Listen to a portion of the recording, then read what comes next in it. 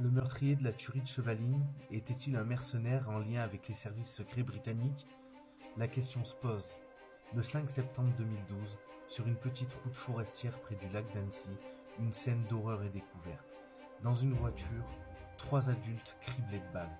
À côté, un cycliste français abattu lui aussi. 4 morts, mais 2 enfants survivent. L'une est grièvement blessée et l'autre reste cachée pendant des heures dans la voiture. L'arme utilisée, un pistolet Luger, une arme ancienne qui n'a pas été retrouvée. Les tirs sont précis, violents et majoritairement à la tête, assez pour faire penser à un tireur très expérimenté. Très vite, toutes les pistes sont explorées. Conflit familial, règlement de compte, témoins gênants, tueur isolé, même un homme à moto blanche a été soupçonné puis relâché. 13 ans plus tard, aucun coupable. L'affaire est toujours ouverte, reprise par le pôle national des cold cases. Alors la question reste entière. Qui se trouvait réellement sur cette route ce jour-là et pourquoi personne n'a jamais parlé? Le 16 octobre 1984, un village des Vosges, le petit Grégory Villemain, 4 ans, disparaît devant sa maison. Quelques heures plus tard, son corps est retrouvé dans la Vologne, mains et pieds liés, noyé. Mais ce meurtre n'est pas un choc isolé. Depuis des mois, la famille reçoit des lettres anonymes et des appels menaçants. Un mystérieux corbeau qui surveille, insulte et menace. Novembre 84, Bernard Laroche, un cousin, accusé, il réclame son innocence, il est finalement libéré. Mars 85, le père de Grégory, Jean-Marie Villemain, n'accepte pas, il attend Laroche devant chez lui et l'abat de 2 balles. Un drame s'ajoute au drame. Les années passent, la justice se trompe de piste. 1993, la mère du petit Grégory est accusée du meurtre de son propre fils. Elle sera totalement innocentée 3 ans plus tard. Année 2000, les progrès de l'ADN relancent l'enquête. Nouveaux suspects, nouvelles pistes, mais aucune conclusion. Aujourd'hui, 40 ans plus tard, le meurtrier du petit Grégory n'a jamais été identifié. Le corbeau n'a jamais été formellement démasqué. Et la France porte toujours l'une de ses plus grandes blessures judiciaires. Mais qui a tué le petit Grégory?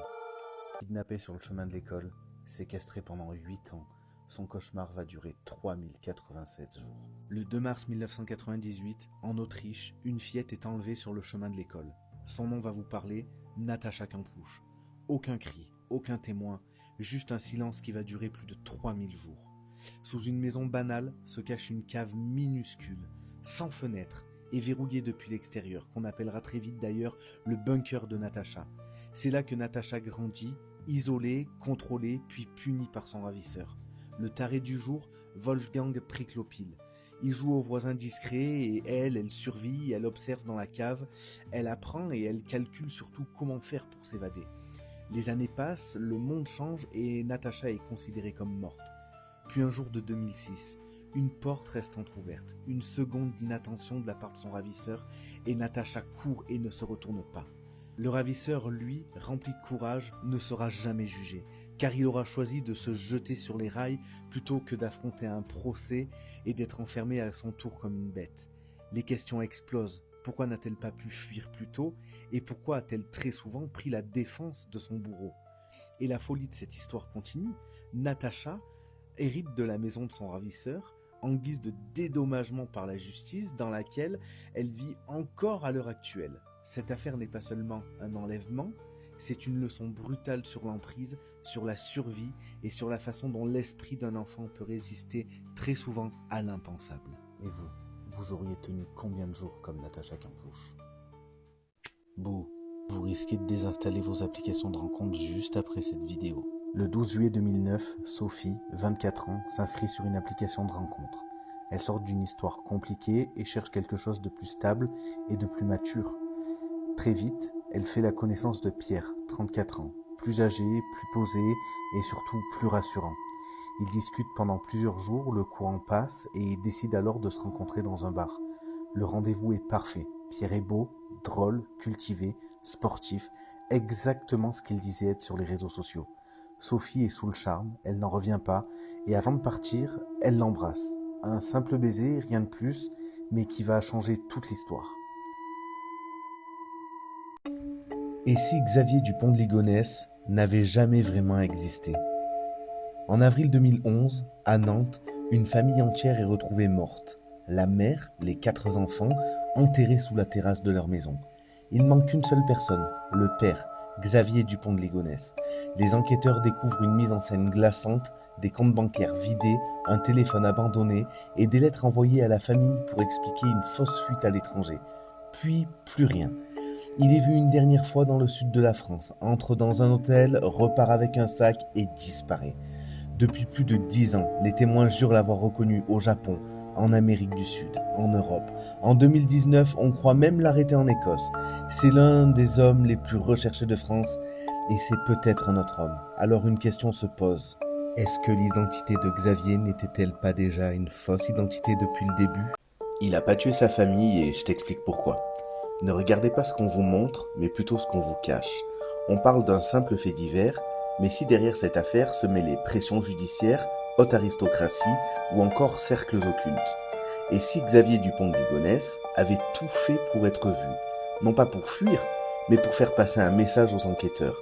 On le voit acheter de la chaux dans un magasin de bricolage, et si c'était pas pour faire un acte criminel, mais un indice volontaire, une manière de dire « cherchez ici », ou encore qu'il soit forcé à aller acheter de la chaux pour qu'il soit filmé en bon coupable idéal. Xavier est criblé de dettes, sa famille serait séquestrée à son domicile, on le menace que s'il prévient la police, ils sont tous morts, et maintenant qu'il a été filmé en train d'acheter de la chaux, il n'a plus qu'à obéir, sinon ça deviendra automatiquement le coupable idéal.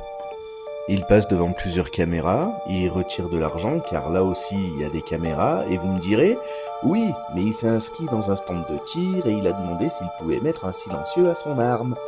Une fois de plus, le coupable idéal, un peu trop idéal d'ailleurs, parce que où est la logique de s'inscrire dans un stand de tir pour apprendre à tirer sur des cibles à 25 mètres, pour ensuite tuer sa famille à bout portant dans leur sommeil. Puis il se rend dans un hôtel, il en ressort avec un sac, pour payer la rançon, rejoint les Mafras et se fait à son tour tuer et enterrer quelque part. Et si toute la mise en scène, le père endetté qui met sa famille sous la terrasse, la disparition parfaite du coupable idéal n'était qu'un écran de fumée. Peut-être que sa famille a bien été tuée, enterrée sous la terrasse, mais peut-être que Xavier a été tué lui aussi.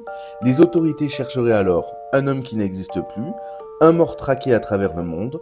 On pensait que Xavier Ligonnès avait une semaine d'avance sur les enquêteurs, mais s'il était en réalité la victime lui aussi d'un mécanisme bien plus vaste qui nous aurait échappé depuis le début.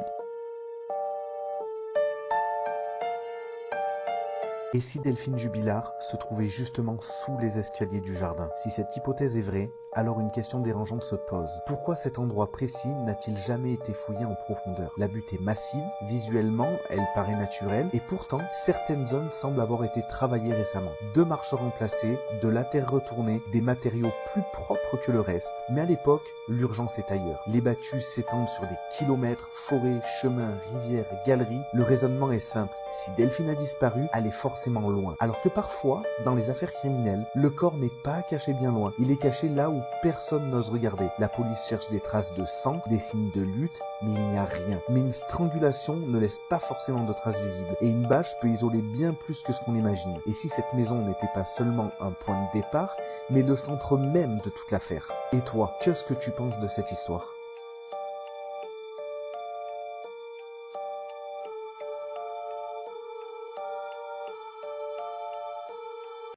Et si Coluche s'était tout simplement suicidé ? Tout s'est passé le 19 juin 1986 entre Opio et Châteauneuf. Mais d'abord, il faut tout de suite contextualiser la situation et si vous allez jusqu'à la fin de la vidéo, vous allez très vite comprendre pourquoi. Le 19 juin 1986, Coluche et 2 amis, Ludovic Paris et Didier Lavergne, quittent à moto l'hôtel Le Splendide à Cannes. Après avoir passé une après-midi à jouer au baby-foot entre amis, ils prennent la route à moto. Coluche, étant très médiatisé et souffrant d'épisodes dépressifs à de nombreuses reprises, il décide de s'éloigner de la vie médiatique pendant quelque temps, profitant de ce temps pour remonter la pente. C'était une balade ordinaire pour ses amis. Mais qui sait réellement ce qui se passe dans la tête de Coluche depuis des mois et voire des années ? Oublions le personnage et parlons d'humain. Combien de personnes se suicident après avoir réuni des proches pour un dernier repas ? Et combien d'hommes et de femmes quittent une soirée entre amis, tout sourire en leur disant « à demain » et se pendent en rentrant chez eux. Et si tout simplement Michel Gérard Joseph Colucci, dit Coluche, avait saisi le juste moment pour mettre fin à ses jours et faire croire lui-même à un accident? Il n'y a eu aucune trace de frein. Ne se serait-il peut-être pas dit « et pourquoi pas maintenant ?»